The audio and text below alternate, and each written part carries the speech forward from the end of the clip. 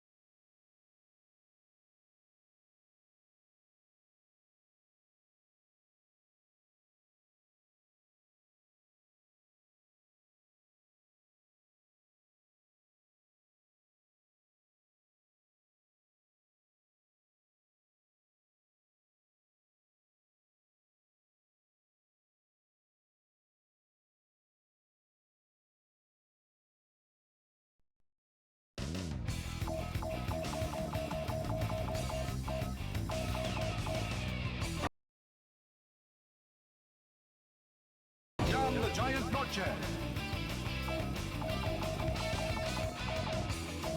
Mirko Krokop.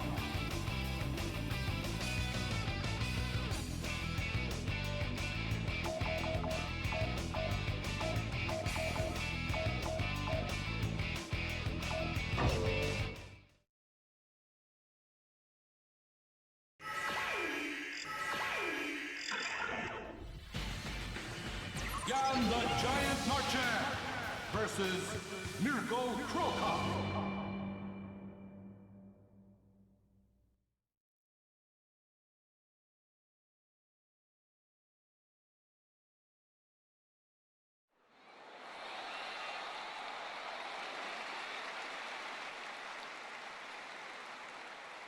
Fighting out of the blue corner, weighing 316 pounds, Jan the Giant Norton!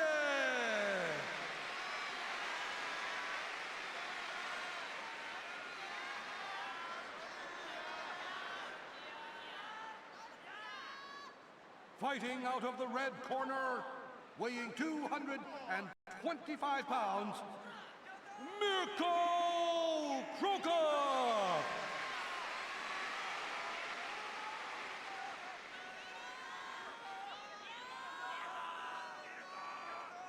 Your referee in charge of the match, Nobu. The judges are Masato Misaoka, Tatsuya Kurozumi, and Takao Tomotake. Okay? Keep clean fight.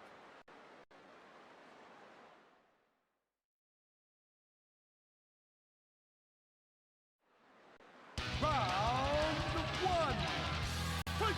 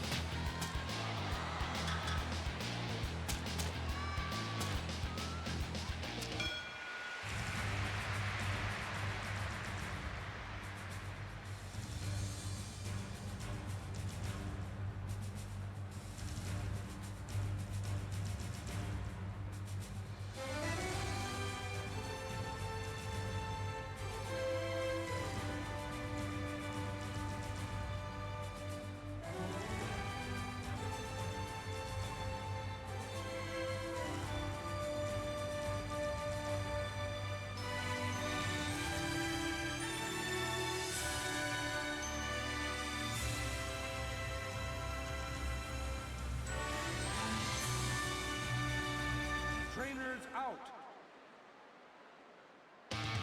Round 3. Fight!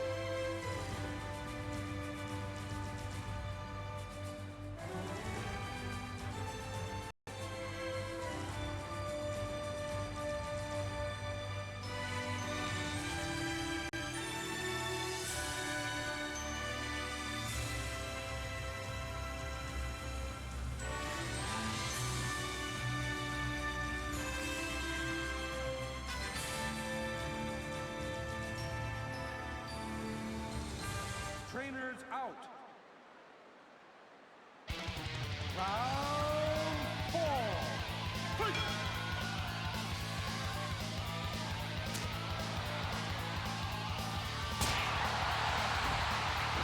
Down! 1, 2, 3, 4, 5, 6, 7, 8, 9! Fight!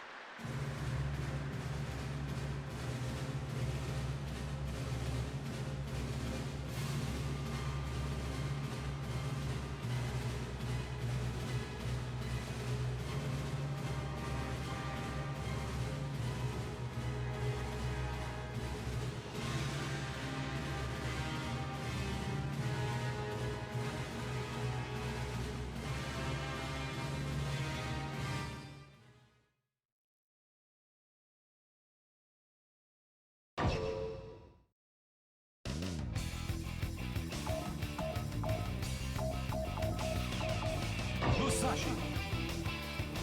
Purple Krokop.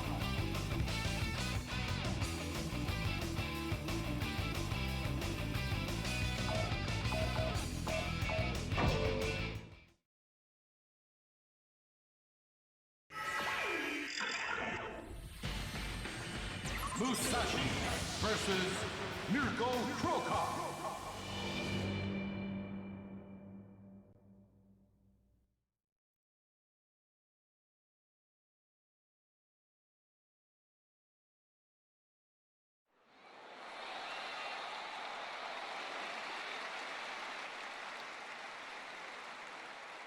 Fighting out of the blue corner, weighing 220 pounds, Musashi!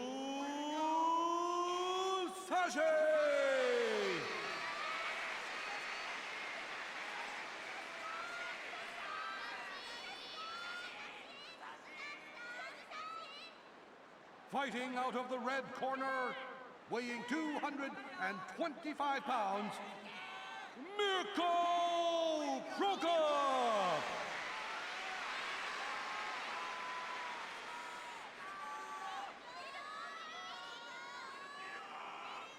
Your referee in charge of the match is Nobuaki Kakuda.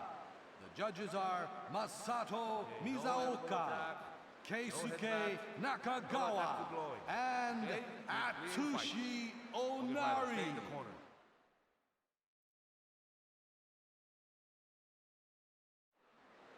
Round one, fight!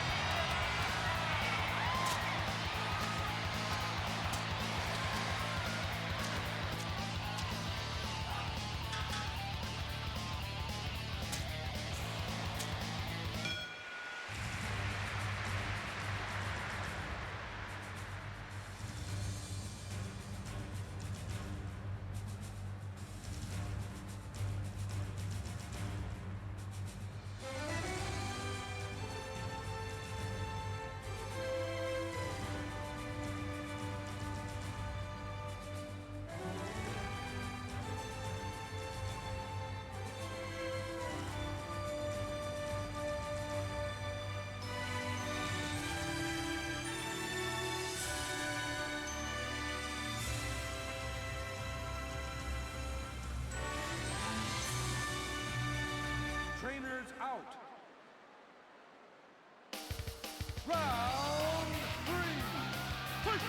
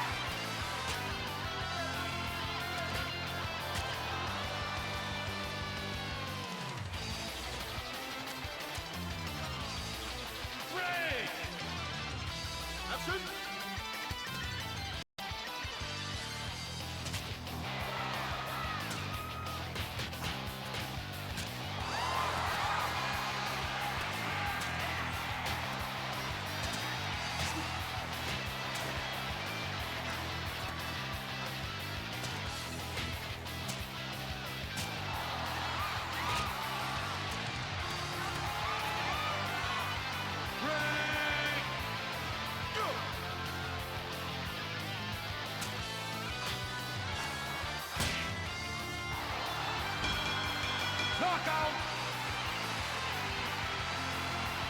Ladies and gentlemen, the match has ended with a knockout in round 3, 2 minutes 42 seconds, and the winner is Mirko Roca.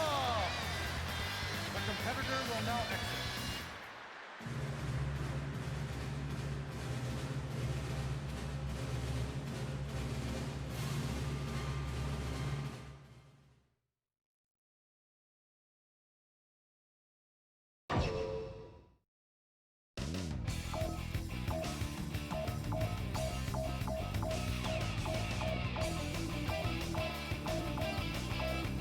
Jerome Luminaire, Mirko Roca.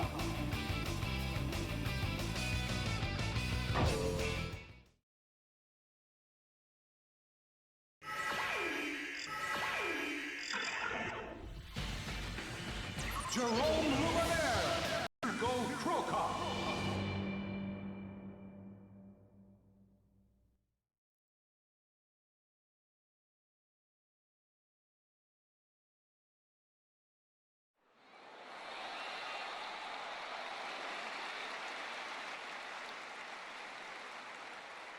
Fighting out of the blue corner, weighing 270 pounds, Jerome Luminaire.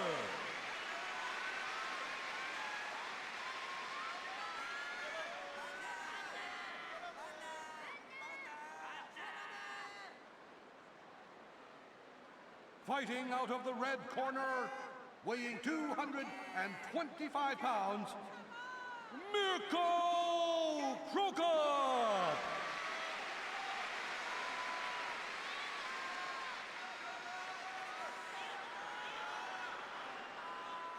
Your referee in charge of the match is Nobuaki Kakuda. The judges are Masato Mizaoka, Keisuke Nakagawa, and Atsushi Onari.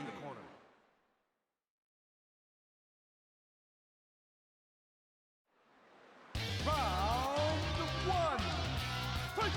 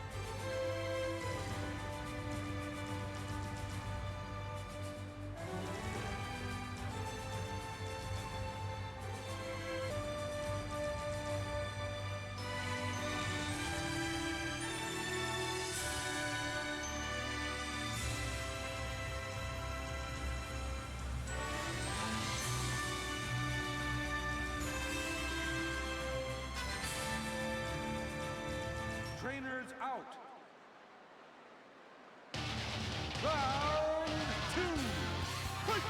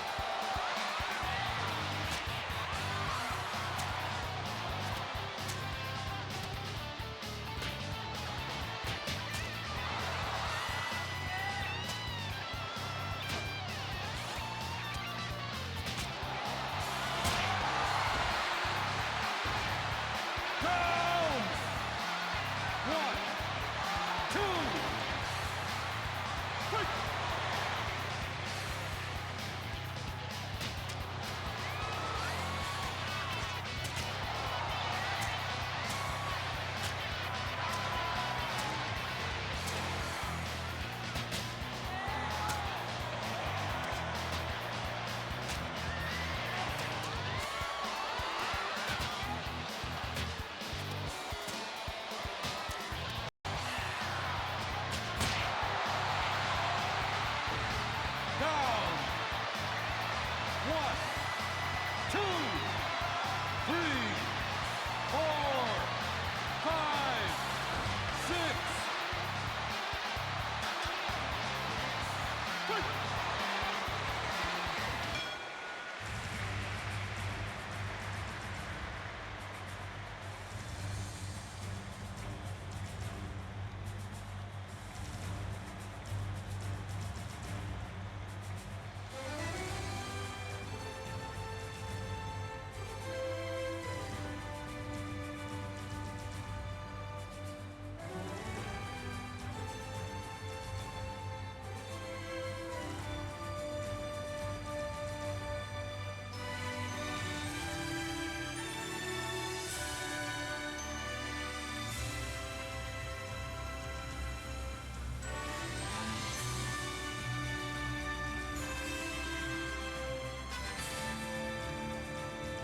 Trainers out.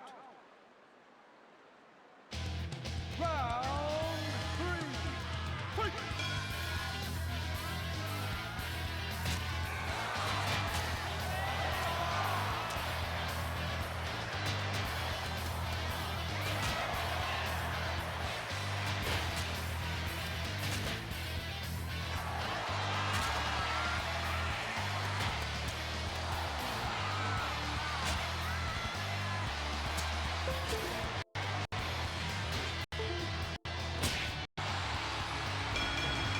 Knockout! Ladies and gentlemen, the match has ended with a knockout in round 3, 53 seconds. And the winner is Jerome Lemaner. The competitor will now exit.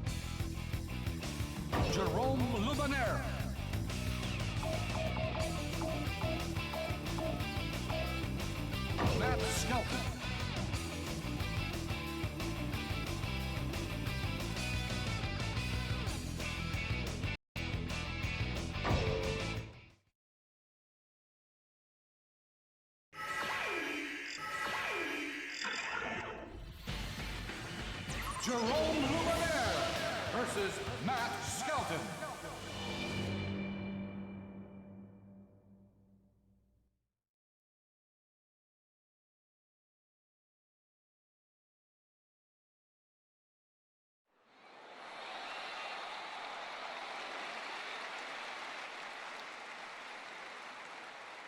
Fighting out of the blue corner, weighing 270 pounds, Jerome Luminaire!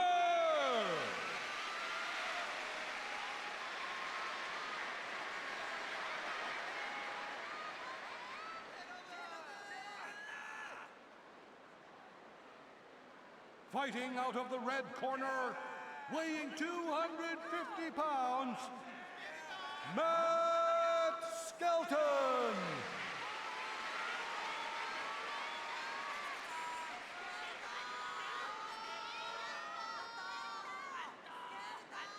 Your referee in charge of the match is Nobuaki Kakuda.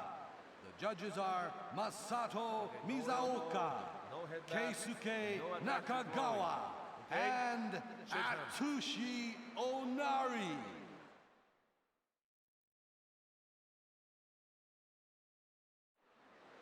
Round one. Fight!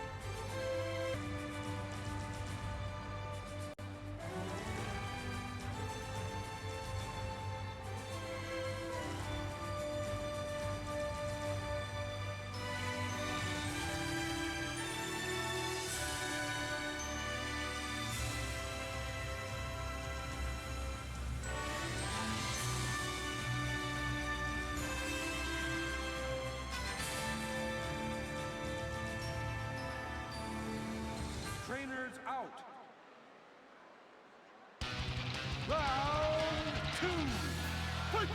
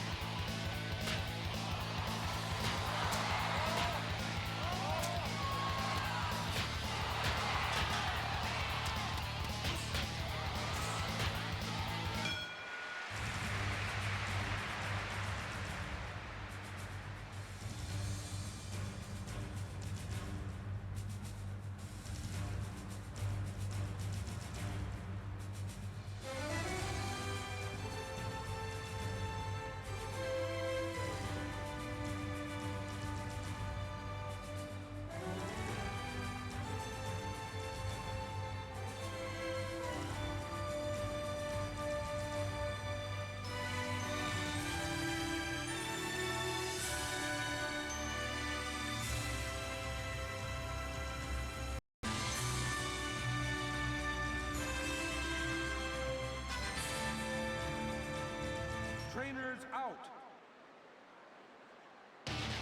Round 4. Fight!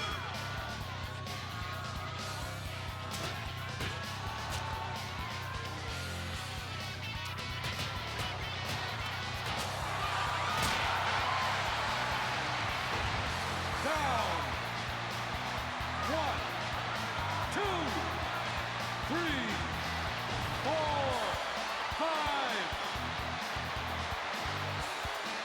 Fight!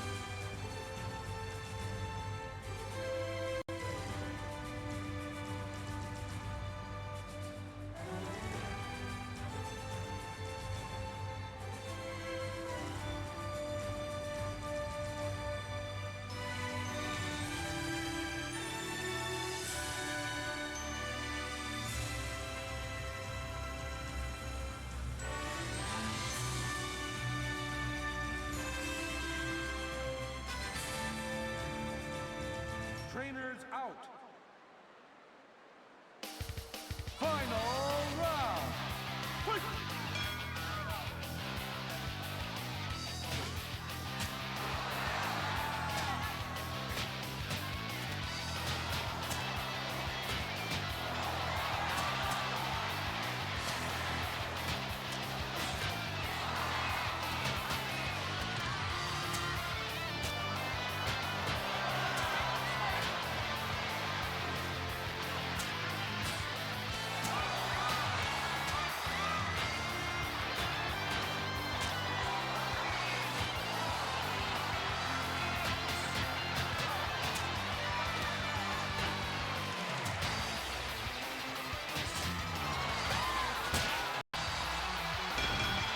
Knockout!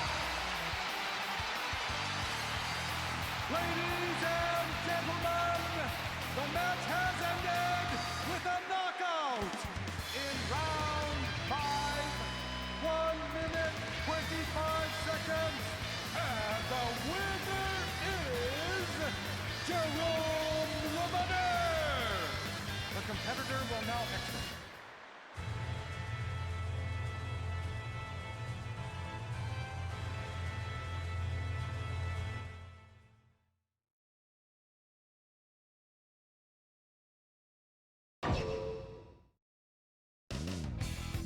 Jerome Lubaner.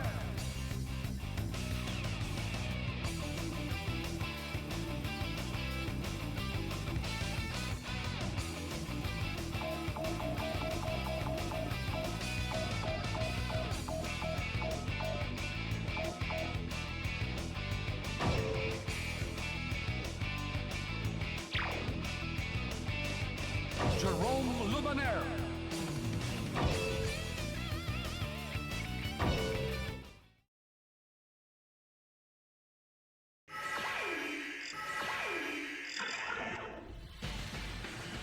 Jerome Lubaner versus Hiromi Amada.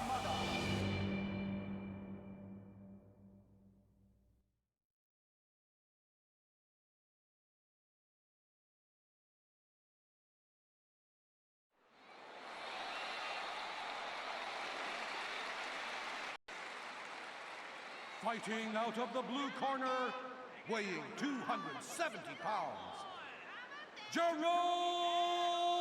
Lebaner!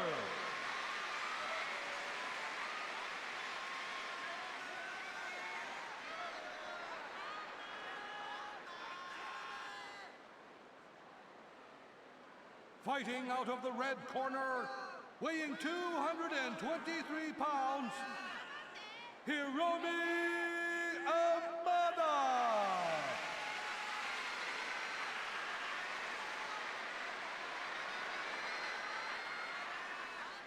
Your referee in charge of the match is Nobuaki Kakuda. The judges are Masato Mizaoka, Keisuke Nakagawa, and Atsushi Onari.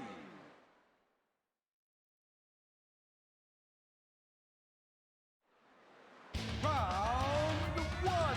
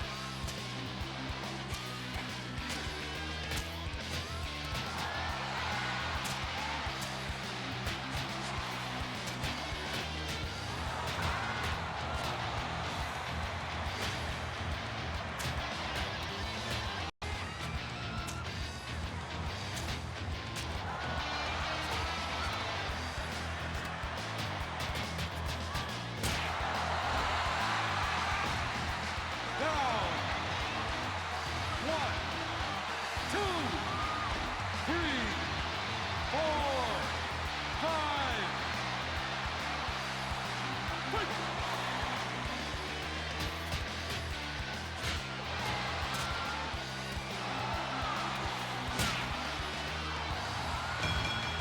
Knockout! Ladies and gentlemen, the match has ended with a knockout!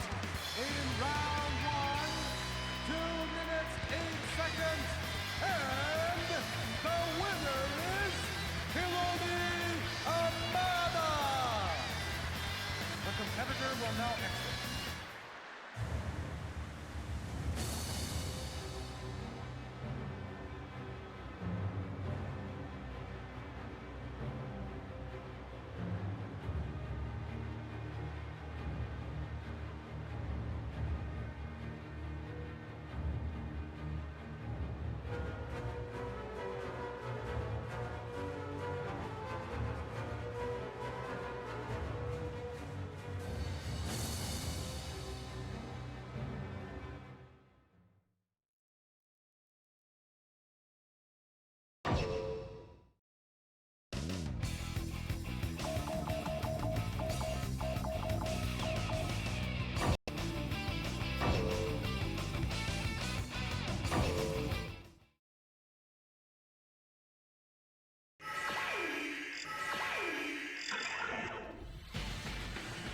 Hiromi Amada versus Ernesto Hoost.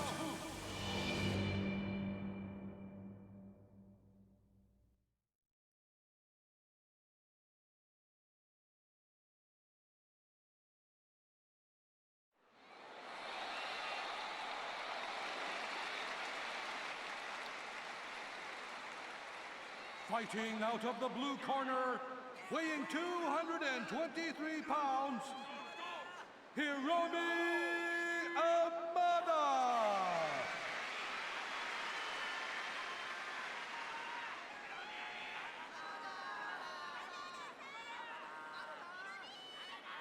Fighting out of the red corner, weighing 235 pounds, Ernesto Hoost!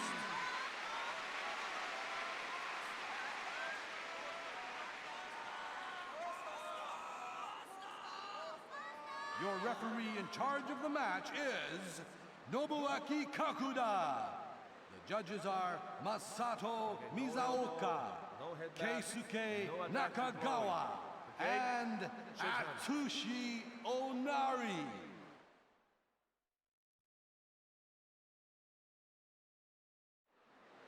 Round one. Fight!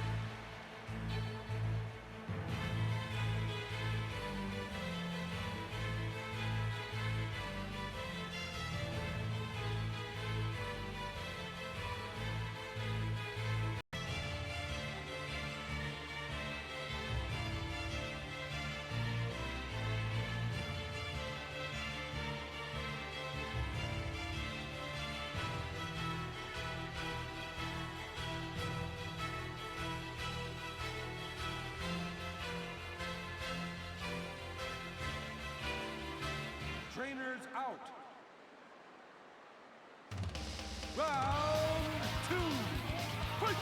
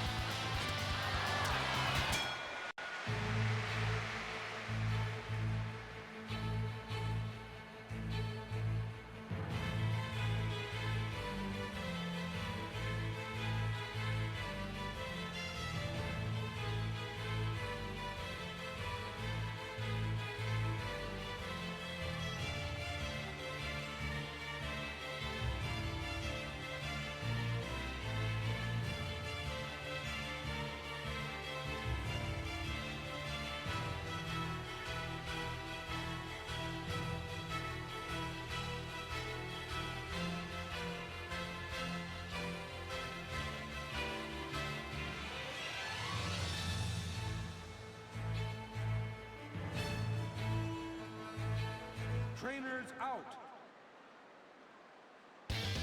Round three.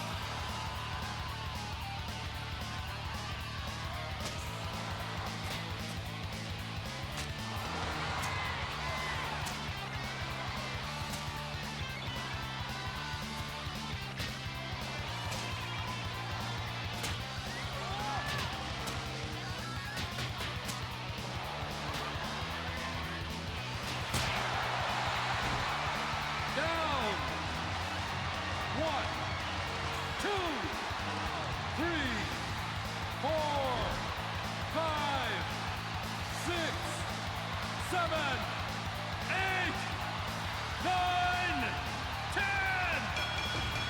Knockout! Ladies and gentlemen, the match has ended with a knockout in round 4, 1 minute 11 seconds. The winner is Ernesto Hoost. The competitor will now exit.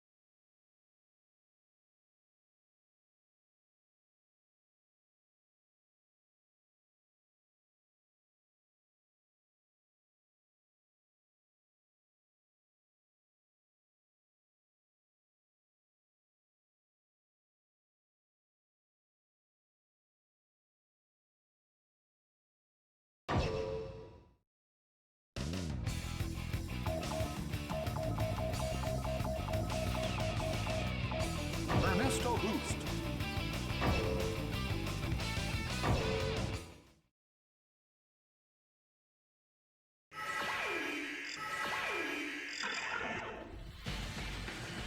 Ernesto Hoost versus Matt Skelton.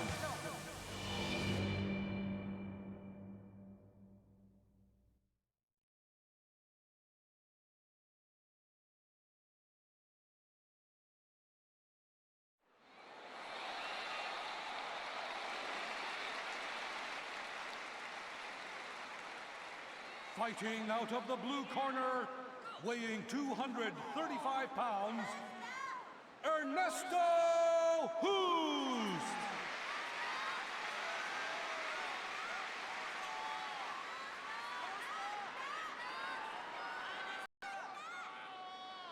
Fighting out of the red corner, weighing 250 pounds, Matt Skelton.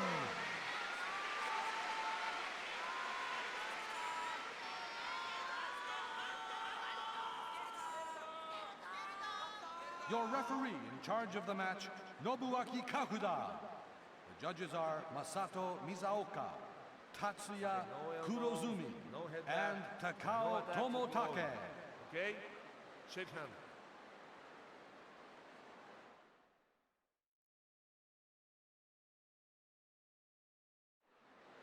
Round 1. Fight!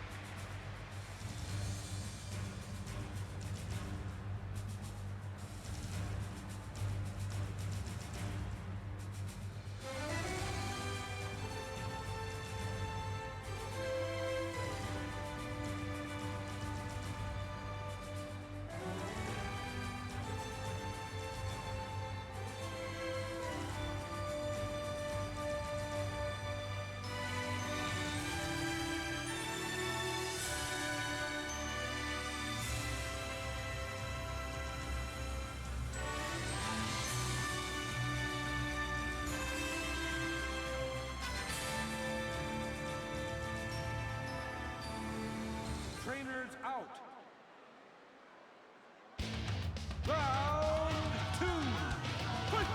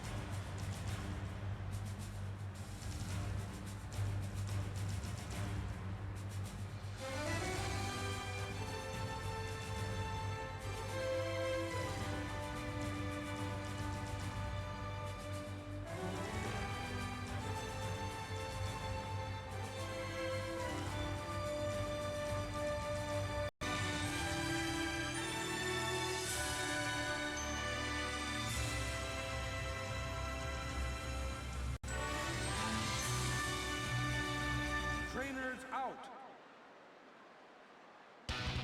Round 3. Fight!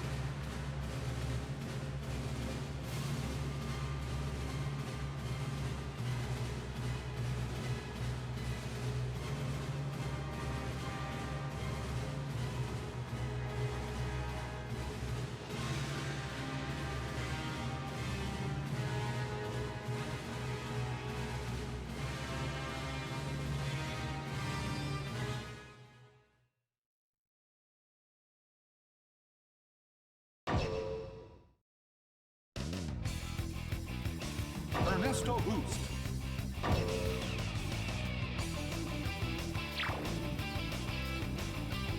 Ernesto Hoost.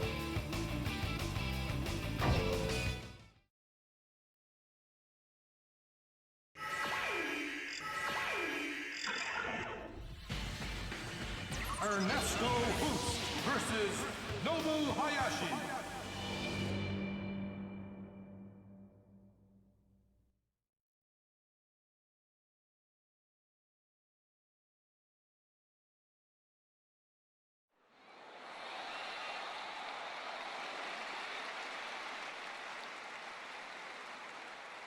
Fighting out of the blue corner, weighing 2 pounds, Ernesto Hoost.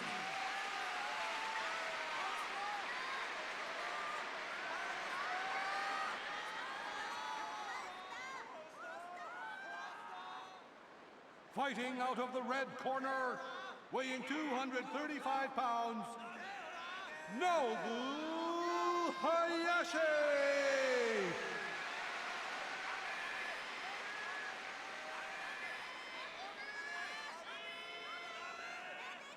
Your referee in charge of the match, Nobuaki Kakuda. The judges are Masato Mizaoka, Tatsuya Kurozumi, and Takao No Tomotake. attack to blowing. Okay? Keep clean fight. Okay, fighter, stay in the corner.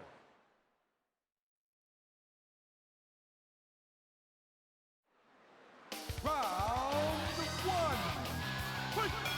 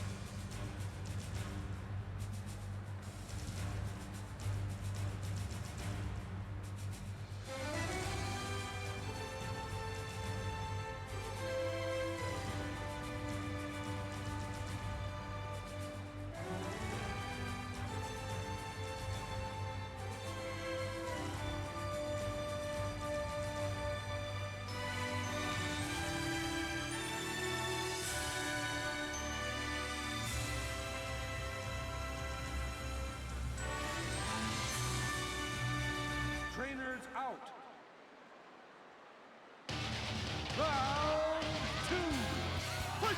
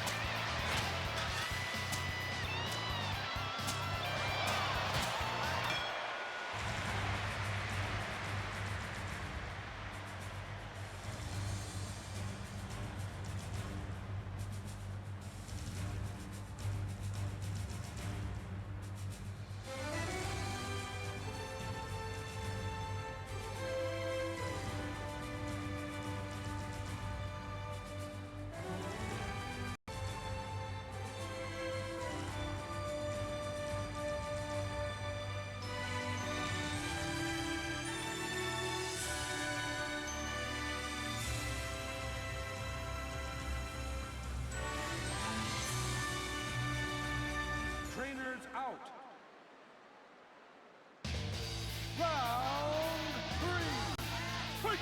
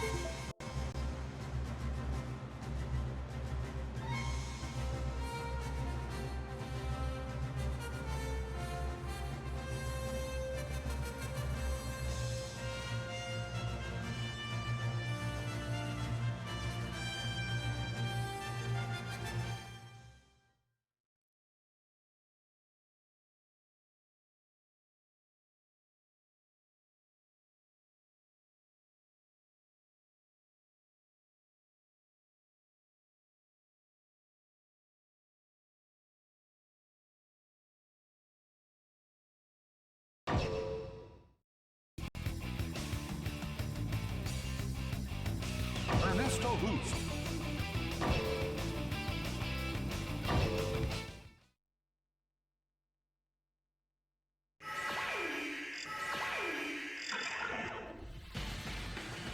Ernesto Hoost versus Lloyd Van Damme.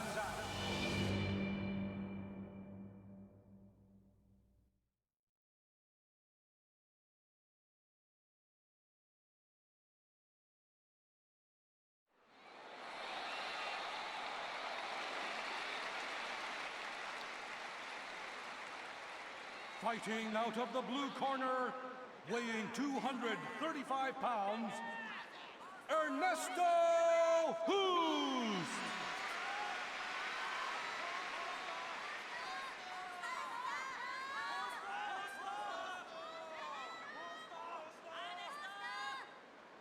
Fighting out of the red corner, weighing 248 pounds, Lloyd Van Damme.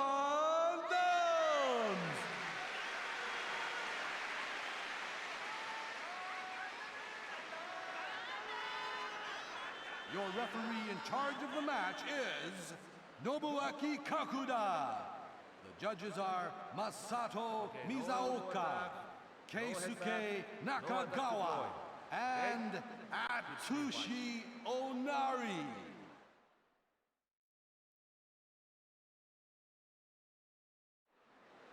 Round 1.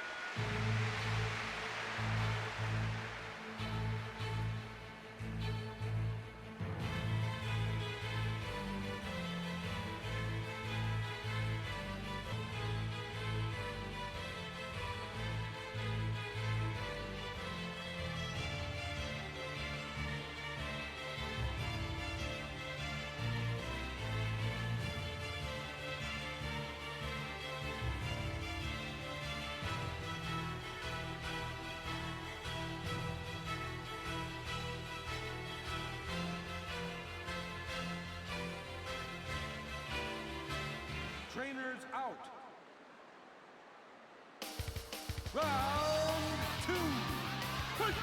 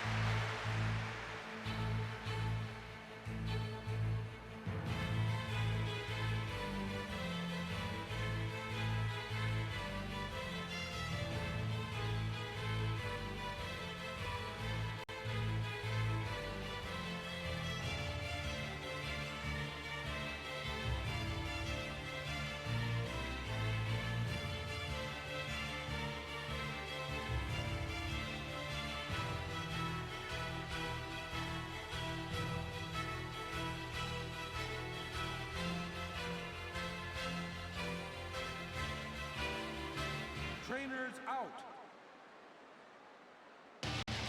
Round 3. Fight!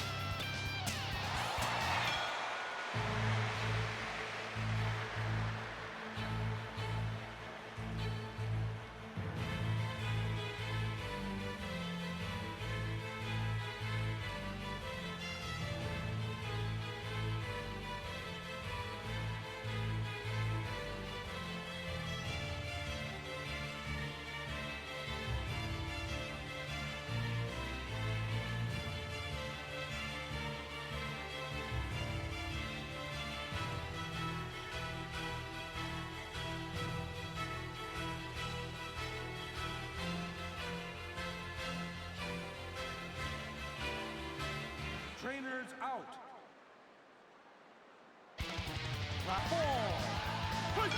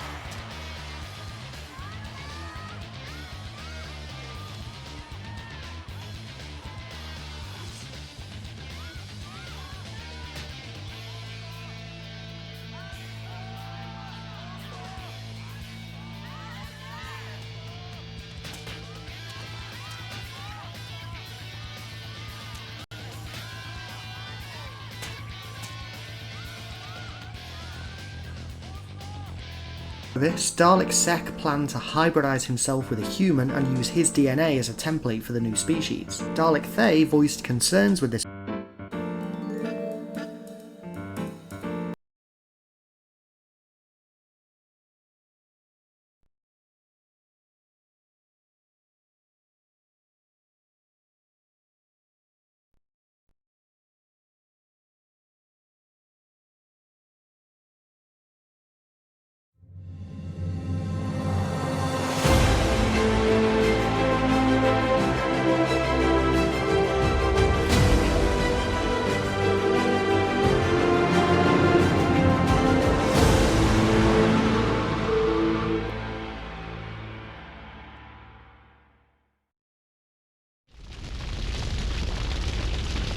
I know a place on the edge of the red light district where we can lay low, but my hands are all messed up, so you better... Our episode opens with the Enterprise in Drive, orbit around brother. some alien world as strange things make it rock about. Scotty, of course, is fully prepared to handle it. My arse isn't in the way, is it? It is? Too bad. I don't know about dealing drugs, but it wouldn't surprise me if Scotty had gotten a little something from McCoy before coming up here. I mean, those flashing lights have got to look so awesome when you're high. But you may want to watch your ass there, Scotty, because we got another case of exploding console taking out Sulu. But luckily, Bones has some anti-exploding console drugs on hand to fix that right up. Better risk a few drops of Cordracine. It's tricky stuff. You sure you want to risk? Oh yeah, I forgot. You owe Sulu 400. In a move that successfully earns Bones the Clumsy Dumbass of the Year award, a shake of the ship caused him to both jam the hypo into his gut and activate it. Something so conveniently absurd, I have to believe that he did it on purpose. I mean, I saw Wolf in the Fold, where his little vial of happy pills, he offered that token suggestion, oh, maybe I shouldn't inject myself. And once that was out of the way, it was, sail on, Silverbird! With a full vial of this stuff that's being measured out by the crowd, he pulls a Mel Gibson and starts shrieking and runs off. He's got a special case of the crystal, moody enough to act randomly, but still sane enough to sneak up on a man and disable him with just 2 judo chops. Remember, McCoy not only has a degree in medicine, he's got a black belt in it too. McCoy is beamed down to the center of the time distortions that have been causing the ship to rock, so they go after him. In one of those cases that are sad and yet funny, akin to Kirk dying on the bridge in Generations, the crew is beamed down to what the script described as a place with fantastic runes. You know, like carved symbols of some ancient fantastic language. Or if you're a drunk designer, it's... Ruins extend to the horizon. Whoops. At the center of it all is the most advanced piece of technology that Bedrock has to offer, pulsing with power that Spock can't explain.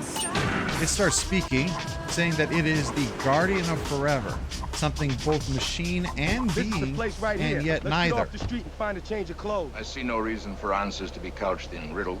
My answer is simply as your level of understanding makes possible. Oh no, he did. Spock can deduce its purpose. Time portal, Captain. A gateway to other times and dimensions, if I'm correct. As correct as possible for you. Your science knowledge is obviously primitive. Yes, but I have full knowledge of how to use a jackhammer. Big stone sphincter. Behold,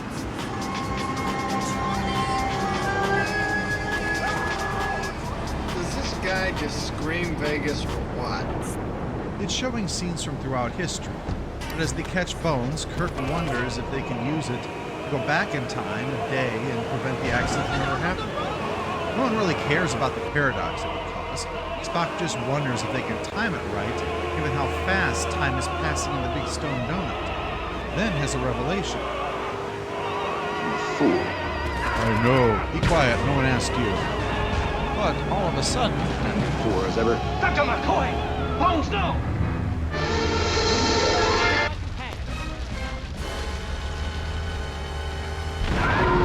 Where is he? he has passed into what was. oh, so you let a crazy man fly off somewhere into the past to cause God only knows what mucking about with recorded history. It's not my fault, he's your crazy guy.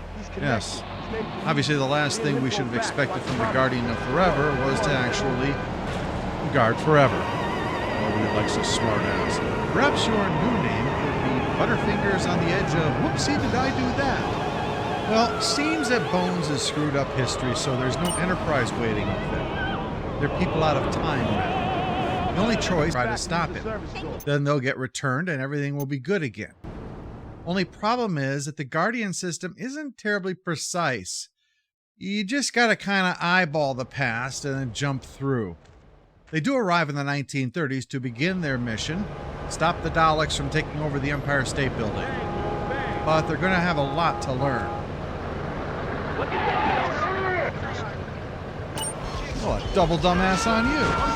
Of course, they need some way to better blend in.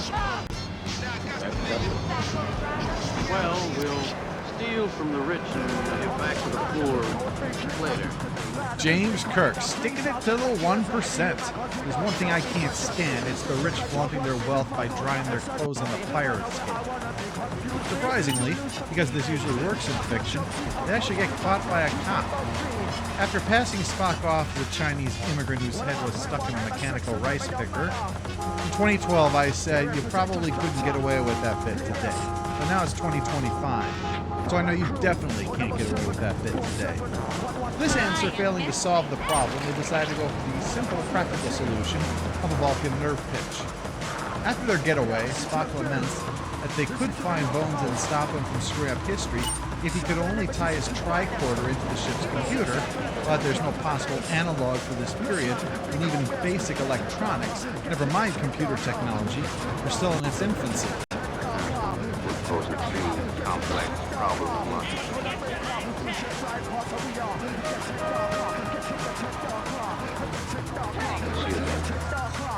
I sometimes expect much. The Guardian, now Kirk. Everyone feels like picking on Spock today. When will this prejudice against the Chinese end? It's at this point that they run into Miss Keeler, who wonders what two strange men are doing in her basement.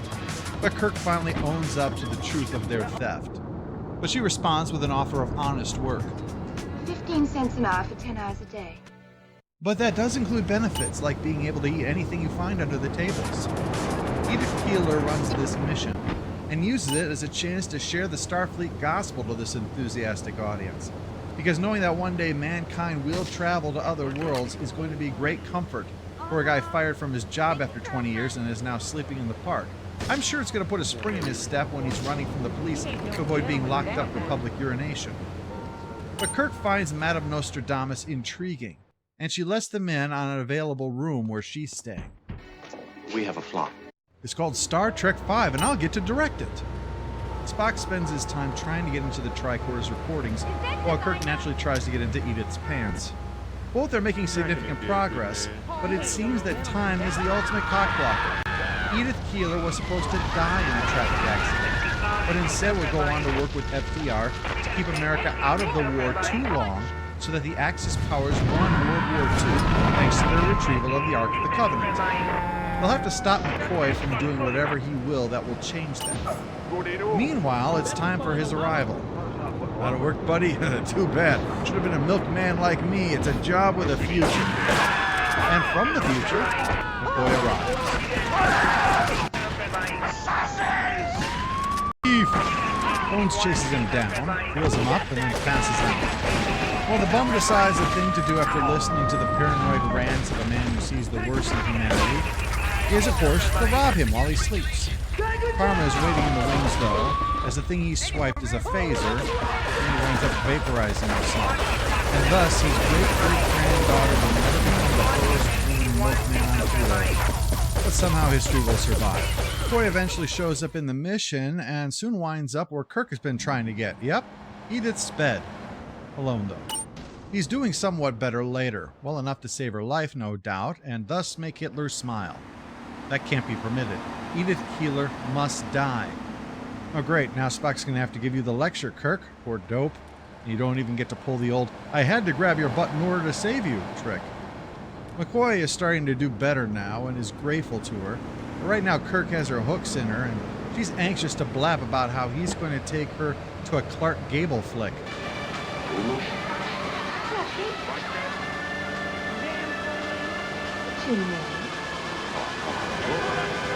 Night of the Lepus. Check it out, little lady. It's much better than that crappy Kingdom of the Spiders with what's-his-name in it. The mention of McCoy to Kirk is what leads to the four of them converging on the same spot right when Edith should step in front of the car. And at Spock's prompting, Kirk must stop himself and then McCoy from saving him, letting history take its course. The happy future that Kirk knew that Edith has spoken of demanded a blood sacrifice in order to happen. Any thoughts, Kirk? All up, doesn't it? Post-episode follow-up. Annoying character goes to Edith, but only because some of her prognostications are so ham-fistedly shoved into the story. Jones Collins seems like a crazy woman. If they wanted to get away with this, what they should have done was use that whole currents of time bit to explain how they were all being drawn together. Then it would have been easy to speculate that as this focal point of time, Edith could have been receiving inexplicable visions. But the episode is actually trying to say that I get into in the companion video. But it could be argued Kirk suffers a pretty torturous fate himself. He has to live with the knowledge. There's a new high on the street. Goes by the name of Spank. Some wise guy's been introducing this trash to my girls down Portland Harbor. Go and introduce a bat to his face. Then take his car, respray it. I want compensation.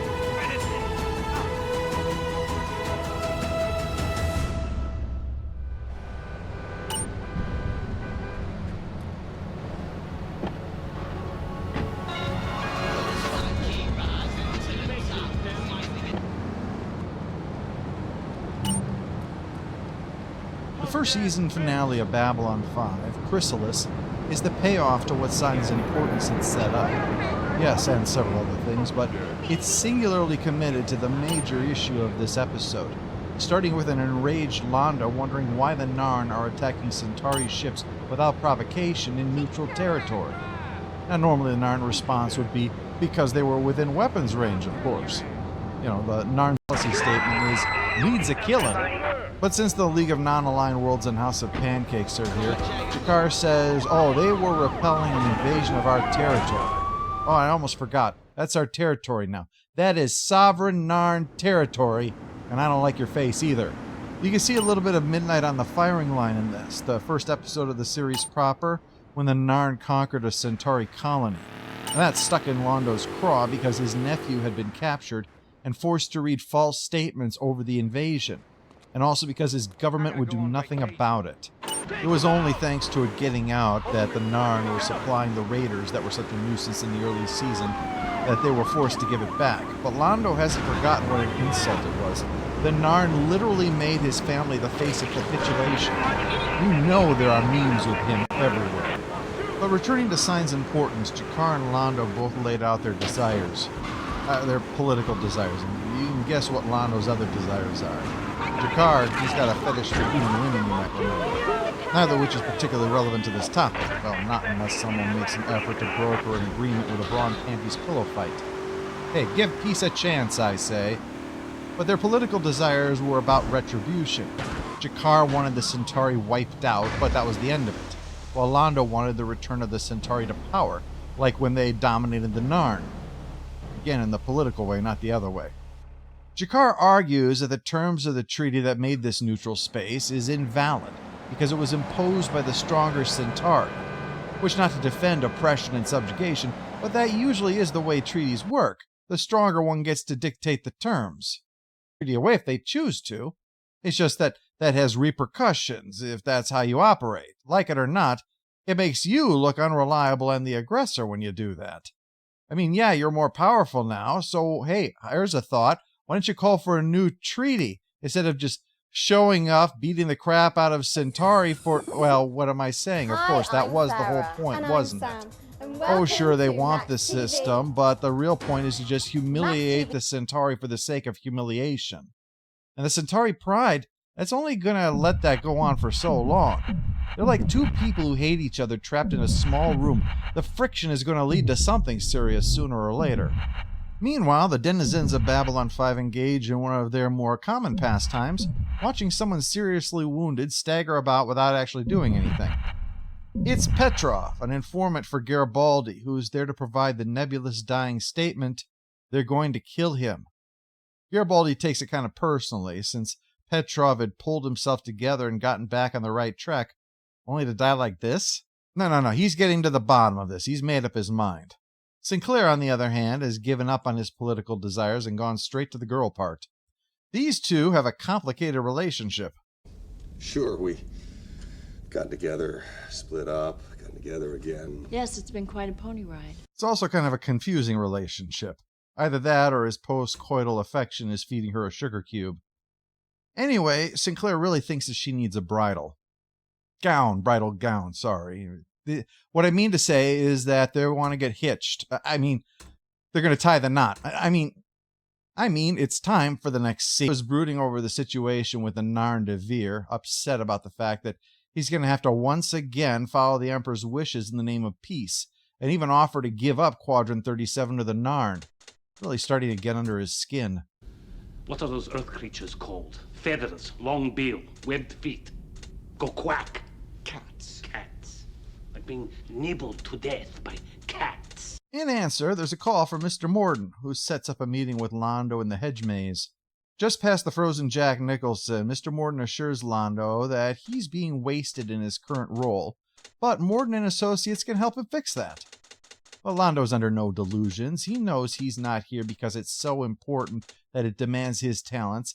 He's here because no one with any influence wants to be saddled with this assignment. He's here because his drunken womanizing lives down to his government's expectations. But Mr. Morden suggests that his associates take care of that little Narn outpost problem, and Londo can have all the credit for that. And insisting they don't want anything except to help and, well, maybe a favor for a favor in the future, but that's all. I mean, that's fair. Of course, Londo's suspicious, but with the Narn annoying the crap out of him for all season, he's decided to go along with the plan and informs Homeworld that he will personally deal with the Narn. I'm sure they're filled with confidence. Meanwhile, Sinclair is trying to, and you have to admire the idealistic folly of this, resolve a Narn-Centauri conflict with diplomacy. Well, no time for that today, Commander. G'Kar is rather busy. Well, not anymore, I guess. Own car. G'Kar's assistant, Natoth, goes to get a fire hose and hazmat suit, while G'Kar comes out to talk things over. But it seems he doesn't want to hear what Sinclair's saying. You're like abused children who've grown big enough to do the same thing to someone else, as if that'll somehow balance the scales. It won't. If you let your anger cloud your judgment, it'll destroy you. No, I see no way this could possibly blow up in our faces. I challenge irony to prove otherwise. Elsewhere, Delenn is still setting up the universe's most complicated game of Kerplunk, but takes a break when Lanier informs her that Kosh answered her question with a yes. She goes to see him, but still has doubts. So Kosh reveals himself to her, but not to us. We don't want to be a creepy voyeur or anything. Garibaldi's investigation has led him to a guy with a serious underbite and very clogged sinuses, who says Petrov did off-the-book loading for some guy named Devereaux. Garibaldi finds this Devereaux and drags him down to security, but while Sinclair and his pony girl tell them the good news of the marriage, Devereaux disappears. Speaking of disappearing, let's check in on Quadrant 37, where the spawn of Satan has arrived. They annihilate everything and then depart, leaving only the fresh smell of brimstone. Natoth comes back to G'Kar, who's exhausted for some reason. Well, we've scrubbed, bleached, or burned everything in there, Ambassador. Ready for the cheerleaders? She explains about the outpost, and he's left confused. He puzzles through all the suspects. The humans wouldn't respond with annihilation. The Centauri don't have the will to try. The Vorlons don't care what the Narn and Centauri do to each other.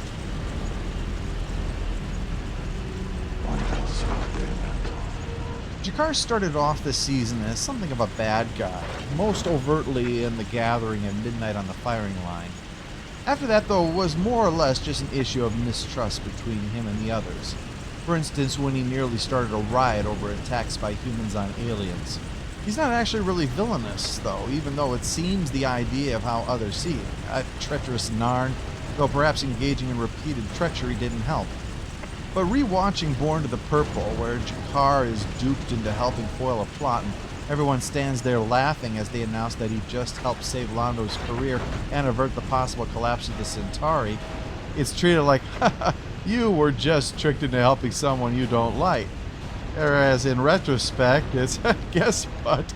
You just helped ensure your people will be put in concentration camps. Joke sure's on you. G'Kar even began showing a spiritual side this season. So when he talks with Ivanova later, there's a great deal of empathy for her and what her people would go through.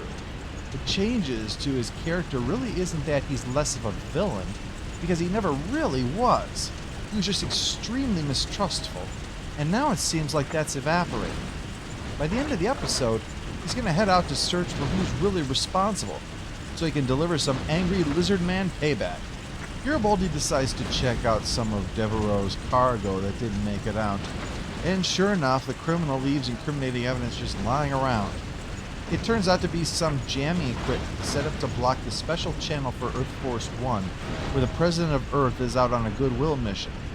Clearly, he doesn't have enough goodwill all together. They're going to jam the signal so they can assassinate him. He goes to fill Sinclair in, but Devereaux stops him. But what really stops him is that his second-in-command follows him in there instead of staying put, and then shoots him in the back. And we all go up in rank. Sinclair wonders what happened with Garibaldi, but when he went to check up on him, he's intercepted by Delenn. She shows Sinclair a flashback-triggering triangle, revealing his capture by the Minbari. She's ready to reveal all the secrets, but considering Garibaldi's dying in an alley somewhere of a shot in the back, this isn't really the best time for that. But Sinclair agrees to come by later. She uses the time to finish her plastic pyramid, while Lanier looks on nervously, and even more so when it starts ejaculating all over the wall. Garibaldi gets dragged in for surgery, but first he warns Sinclair that there's a conspiracy to kill the president. Sinclair tries raising them, but surprisingly, the signal's jammed. Who'd have thunk? Earth Force One then inexplicably tumbles out of orbit and blows up. Sinclair is really cheesed off over all this, so orders protection for Garibaldi and hunting down Devereaux, an order he gives to the assassin, so as you can imagine, this too ends with a gunshot. Having worked that out so well, Sinclair tries talking to one of the senators over this, but she thinks the odds of Garibaldi finding something like this is nil, and like all TV Authority characters, orders him to forget about this case before he loses his badge. Lando meets with Mr. Morden, shocked that taking care of Quadrant 37 would actually wind up getting somebody killed. He's distraught over the deaths of 10,000. So Mr. Morden subtly reminds him that this is what Lando said he wanted for the Centauri, an advancement of his own career, and this paved the way for both. So yes, 10,000 dead people. You're welcome. As Sinclair reflects on the crappy day he's had, again, he watches Vice President Clark, who conveniently got off of Earth Force One before it exploded, he gets sworn in as the new president. Kosh then glides up and points out that he's forgotten something, so Sinclair rushes down to see Delenn. Well, to put a real capper on his day, the one person here who can answer all the questions plaguing him this season is now wrapped up in a cocoon. Believe me when I say Sinclair's not a bad commander.